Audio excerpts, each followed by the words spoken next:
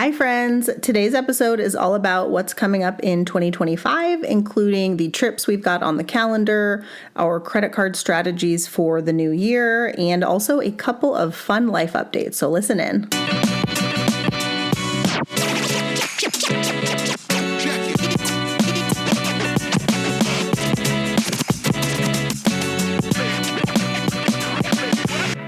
Hi, I'm Rhea. And I'm Dwayne. And we are your hosts of the Travel Party of Five podcast, where we share how we travel as a family of five around the world. We will also share how we use points and miles to travel as affordably as possible and sometimes even completely free. So if you're wanting to travel more with your family, but you're not sure how, we'd love for you to listen in. So welcome to our podcast, where we hope you learn a thing or two to get you closer to your next trip.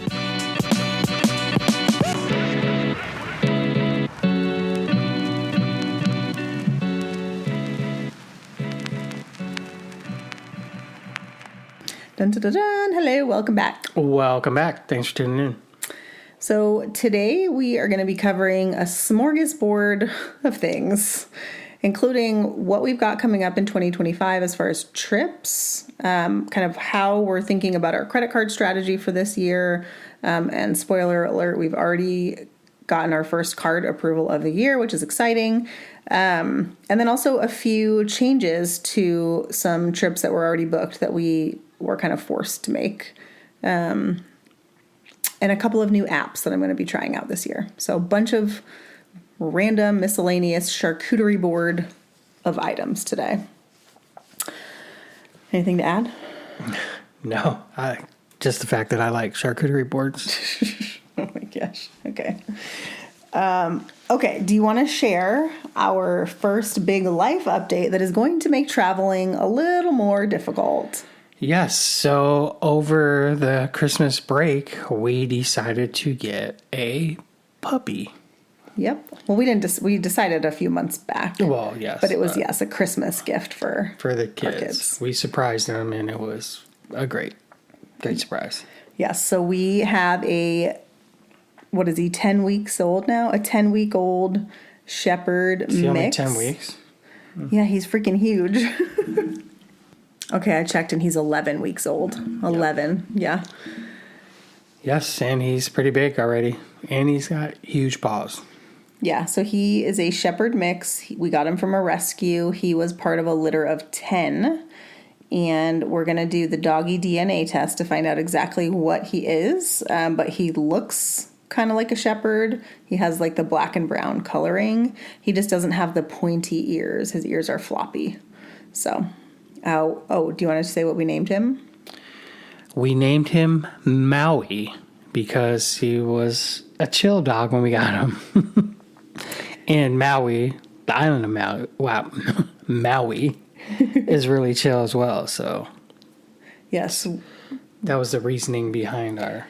Yes. So the first time that we saw him and all his litter mates were just snoozing away, and they were maybe 6 or 7 weeks at that point, and the people that were running the rescue and that were fostering him specifically kept commenting on how chill all of these puppies were. And so when we brought him home, his name was Max. That was the name that the rescue gave him, and we were fine with keeping that as his name, but we wanted to let the kids weigh in. And so over the course of his first weekend with us, we kind of settled on Maui because he is a pretty chill dog, but he's also very smart. And so yes, Maui also happens to be our favorite Hawaiian island that we visited. So, yep. And when he's in trouble, we call him Maui Maximilian. I don't. I just call him Maui. That's his unofficial middle name. Well, I tried Maui Louise, and Dwayne was not having it. So, anyways, but he's obviously a bundle of energy. He's very bitey right now, chews on everything, as all puppies do, but German Shepherds especially do. So, we have an added layer of trip planning now because we need to find someone to watch him when we go away. So if you're in the East Valley of Phoenix and you like to dog sit, message me on Instagram. In the meantime, we've got a few options that we're looking into because our first trip is coming up pretty soon. So, second life update is we briefly touched on this in our last episode, but we ended up spontaneously booking a second trip to Europe next year for all 5 of us. And that is to go see the Christmas markets, because I was having severe FOMO watching on Instagram everyone at the Christmas markets. And Christmas markets have been on the top of my travel bucket list for probably, I don't know, 8-9 years. Like ever since I learned about them, I have to go there. Yeah. So I don't know much about them. I mean, I've seen pictures. They look fun and festive. I mean, I think the whole idea is it's very like festive and looks really beautiful. And you go and you just eat a lot of food and drink a lot of like mulled wine and maybe beer. I don't know. Yeah, I'm in for that. We just have to bundle up. I also heard some of them are really fun for kids and they have like fun kids activities. Yeah, which our kids will take full advantage of. Yeah, so I think that should be fun. The super exciting thing, and our kids do not know this, so I'm going to speak a little softer, is that our flights there are going to be in business class for all 5 of us. And so that is exciting. That's pretty exciting. We're going to fly out of Denver, so we will have to reposition, but that's not a long flight, and I've already bought our repositioning flights because they were cheap. And we will fly direct from Denver to Paris in business class. So I'm really looking forward to that. Yeah, me too, actually. The cost of that was 212,500 miles. Those were all saver fares on Air France. And that's because all 3 of our kids are still, or will still be at that point, under 12. So under 12, you get 25% off bookings on Air France. Specifically. So, if we were to go just a few weeks later, our oldest would not qualify because his birthday is at the end of December, but we're squeezing one in before he jumps to the adult pricing. And we will fly into Paris. Then we will take the train to Strasbourg, which is kind of on the France-German border. And we will stay there for a few nights, and then we will take the train to Cologne, and we will stay there for a few nights. And then we will fly home from Frankfurt, I think. Are Christmas markets only in Germany? No, they have them in other places in Europe, but Germany is like the best ones. And so I wanted to for sure see some of those. I only know a few words in German. Heineken, Volkswagen. Oh my God. That's it. That's 2. I wouldn't even say that's a few. Okay, so Christmas markets, we've got fully booked. We've also got coming up in March, we're doing Paris and Spain for spring break. So it'll be a little chilly, especially in Paris, I think, but hopefully we'll get some decent weather. Don't really have a ton booked for that yet. I've got a few things booked in Paris, but nothing in Spain. So I'm going to book a few things. You were supposed to look up soccer games, right? Oh, yeah. Football. Did you do that? No, I did not. Well, yeah. I worry about the football games there because the fans there are real intense. I mean, I know, but I feel like it would be an experience. I mean, it would be. Excuse me, I would love to go to one. Well, we'll just have to see if they have any when we're there. And then let's see. Over the summer, our other update is, so over the summer, we have 2 trips planned. One is just for the 4th of July week to Oceanside. And we're also going to stay at the Grand Hyatt Indian Wells for a few days on our way there. So that's a new to us property, so that'll be fun. Our other summer trip has changed a little. So we were planning to go to Yosemite, which we're still going to do. That part is still booked. And then we were going to go to Lake Tahoe and spend a few days and stay at the Hyatt Regency Lake Tahoe. However, we got an email a week or 2 ago that the Hyatt Regency Lake Tahoe is undergoing renovations. So this is important if you either have currently reservations booked or you are considering booking it for this summer. They are undergoing a major renovation and it is supposed to last until 2027 at least. It'll probably go longer. As we know with these things, they always run over the time frame. But they have closed part of the resort, including the private beach. Access to Lake Tahoe is closed. And so if you're visiting in the winter and you're going there to ski, I think fine, no big deal. But if you're planning a summer trip like we were, that's pretty crappy. Yeah, because they say the private beach there is pretty, the best part of the property. Yeah. So I think what we will do is we're going to cancel our reservation there. And there's a Marriott also in South Lake Tahoe. And I think we're going to book that. And it probably won't be as nice. We don't have status with Marriott or anything. But I think if we can't have the beach and all the restaurants that are on that side of the resort, I don't really want to spend the points. I'd rather wait until it's finished and then we can go and enjoy it fully. Yeah. So I think that's probably going to be our plan B. So we'll still have the same amount of time, but instead of staying at the Hyatt, we'll stay at the Marriott. I think it's the Marriott Timber Lodge or something like that, which is a Marriott vacation club. So you can get like villas that have like a full kitchen and stuff. So yeah, so that's our plan for that. A few updates. As far as the podcast goes, do you have any thoughts or goals for 2025 on this podcast? Just, we're all about gaining more attention and listeners. So I'm, hopefully we can do that. Yeah, that would be good. So if you're out there listening, share us with somebody. Yeah, that would be fantastic. We would so appreciate that. I would like to have some guests on the podcast this year. I have a few in mind of people I follow on Instagram that I think would be a good fit that are, families of 5 or more. I just would like to find someone who's doing a trip that is not on our radar and that we haven't done, to give people kind of more insight and options into other destinations, because at the end of the day, we can only take so many trips. You know what I mean?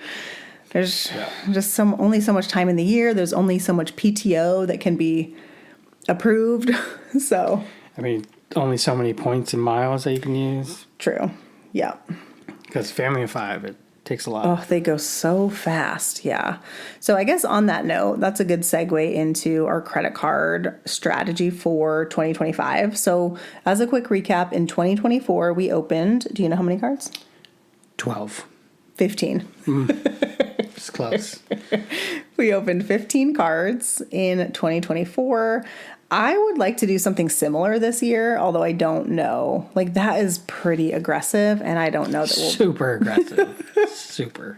Like, when you say that to someone who has no idea about points and miles, they fully think you are off your rocker, you have lost your mind. Like, what the heck are you doing? Here, let me just put it in perspective. It's 2025 now. In 2022, I had 0. Yeah. Probably in 2023, too. Yeah, because in 2022 is when we started, and so 2023 is when I opened the first few cards. So before 2022, I had 0 credit cards. Yeah. Well, really, you still have 0 because I really have them all. Yes. Dwayne doesn't ever get the physical cards. I always have to ask her when we're going shopping, but if I'm going shopping by myself, hey, what card should I use? She's like, here, use this one or use yours or... So anyways, I don't know if we'll be able to do that velocity again in 2025, but I would like to come close if we can, because we don't have a ton of points right now. We are going to be partially focusing on like stacking and other ways to earn points without sign-up bonuses. So For example, we go to Staples or like any office supply store and we will buy roughly $1,000 worth of the fee-free gift cards. And we use those at Costco Because predominantly. they're 5 times the points. Yeah, it's 5x or 5. Yeah. So for $1,000 spend, you'll get 5,000 Chase Ultimate Rewards points if you use your Chase Inc. Cash business card. And so we do that roughly once a month, and we use those at Costco, especially if it's an Amex card that you're working on your minimum spend for, which is what has been happening to us for the last few months. We had an Amex Hilton, 2 Amex Hiltons actually, and then now we're working on your Amex Gold personal. Yes, because Costco does not accept American Express. Yeah. So we do that. We also do Rakuten. I actually earned 100,000 Rakuten points in Q4 of 2024, predominantly due to Christmas shopping and some stuff I had to order for work. So hopefully those will a lot of them are pending right now. Hopefully they'll all get confirmed before the February payout date, which is coming up soon. So we're really just focusing on kind of building up points balances, because the next trip we're going to book, I think, is Belize for 2026. And we're going to pay cash for, I think, all of our lodging there. Because the points options are slim. There's a Hilton and a Marriott. That's pretty much it. I don't know that I want to use our Hilton points because we do have some, but they're not going to go very far because we need 2 rooms. And so I think we're probably just better off paying cash is my thought process there. And we will use points for flights, but those points are going to be Southwest points, and they're going to come towards the end of the year when we start working on our companion passes for 2026 and 2027. Yes, because our companion pass is no longer. Yeah. So we do not have companion pass for this year, and we will work on getting it again at the end of this year. Part of our strategy is taking it a little bit easy with Chase for that reason, because we need to make sure we can get approved for the Chase cards at the end of the year. So we'll probably get 1 or 2 Chase cards each in the beginning of the year, and then probably give it a good 6-month rest before we open our first Southwest card around November-ish. Yeah. Sounds like a plan. The other thing that's on my mind is, so in 2024, we slowly started adding in Hilton points. So now we each have a Hilton card, and we have roughly 400,000 points between the 2 of us, and 1 free night certificate, which is pretty valuable. So in 2025, we're going to start getting some Marriott points, because there is a bucket list Marriott property that I want to stay at. It is the JW Marriott Masai Mara. And we are several years out from our kids being able to handle a safari, I think, because it's a lot of time, on trucks. That's in Africa, by the way. Oh, yeah. Yeah. But I think earning the points starts now, because it's a lot of points, and we need 2 rooms, and then we still have to pay cash for the 5th person. So, yeah. Yeah, so that's on the radar. That's on the radar, and we're just going to start slowly accumulating points for that now, in the hopes that in a couple of years we will have enough points. What else? Oh, okay. The last thing on my list is there are 2 new apps that I am going to try out this year. So the first one is called Travel Spend, and it's basically just an app that keeps track of your spend while you're traveling. I haven't even downloaded it yet, but I am going to try to use that this year to get a better idea of what we're spending on, like food and excursions and all of that, because I keep I have a loose idea in my mind, and I assign it in our budgeting software, but I don't, sometimes I forget. And so I'm excited to try that out, because I think it'll give us a good picture of exactly what we are spending And then the other app is called Wanderlog. And this is an app that can help you to plan your trips.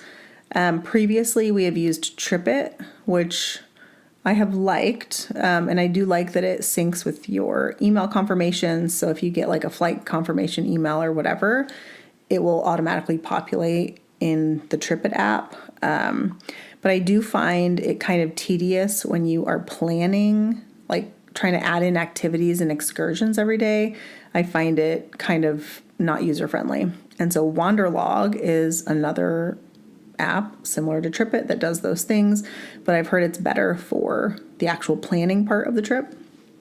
And so I am going to download that and try that out and compare, and I will report back.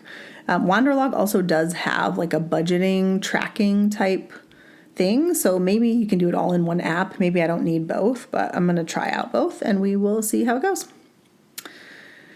And then the only other thing is for 2025 is we are starting to book for 2026 travel. So I'm pretty sure we're going to do Belize for our spring break. We're thinking about Scotland for summer 2026. Originally, we were thinking Yellowstone, and maybe we'll do both. I don't really know yet. I don't know how much time Scotland will take, but my mom really wants to go to Scotland, and our parents aren't getting any younger.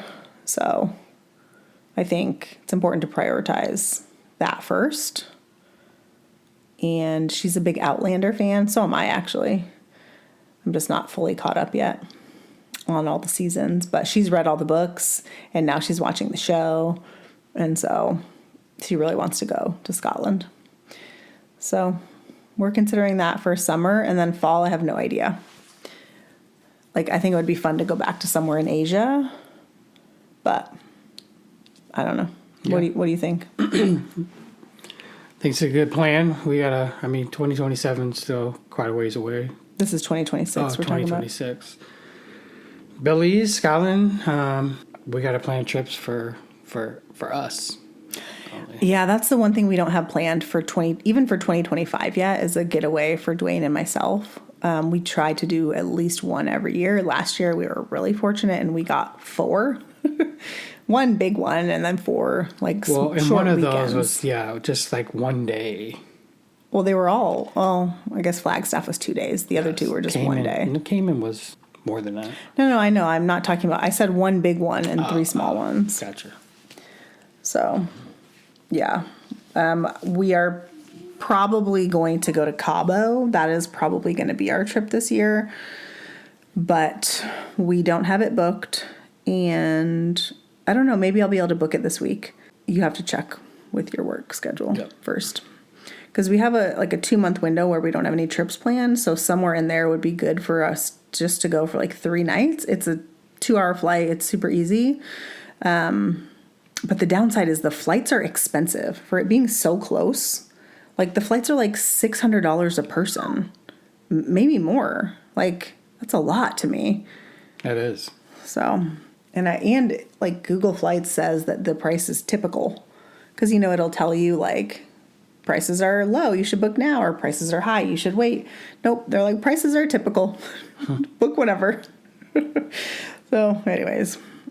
Okay, so that is our plan. Credit cards, aiming for some Marriott points, trying to stick to business cards because I am currently at 424 and you are at 524. You will drop down to 424, I think, in February, but we're really trying to stay at 424 or below to make sure that we're eligible for any elevated Chase business card offers. And I think the rest of our credit card strategy, if I didn't say this already, is really going to be based on what elevated offers are available, because that's really what I'm focused on. You get the most out of those? Yeah. Like the Marriott business card, for example, right now has an offer of 3 free nights, but sometimes they do an elevated offer and it's 5. And I would apply if it were 5 free nights, although that doesn't help us really earn the points I want. So, but I would potentially use those in Belize if we could. So we're basically looking for elevated offers and want to make sure that we're in a position to jump on them when they arise. Chase also had a really good offer last year that I am hoping they bring around again because we didn't apply for it and I regret it. There was a Chase Freedom offer that basically matched all of your annual spend.